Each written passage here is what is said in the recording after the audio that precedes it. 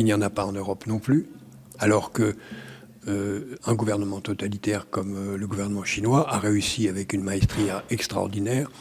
avec une lucidité exceptionnelle, à se doter depuis 15 ans, 20 ans même, de la maîtrise des matériaux critiques, du développement de l'ensemble de la chaîne de production d'une électricité verte, en ayant compris avant tout le monde que l'avenir était à l'électrification du monde, pas seulement l'électrification de ce qu'on connaît aujourd'hui, mais l'électrification de la quasi-totalité de la production industrielle et des services, et que si l'on veut échapper à ce que l'électrification soit une cause d'aggravation de la situation climatique, il faut une électrification verte, c'est-à-dire une électrification fondée sur le solaire, le nucléaire et l'éolien, ce que les Chinois maîtrisent aujourd'hui totalement. Ils vont être les premiers au monde à avoir réussi une industrie électrique généralisée et verte en ayant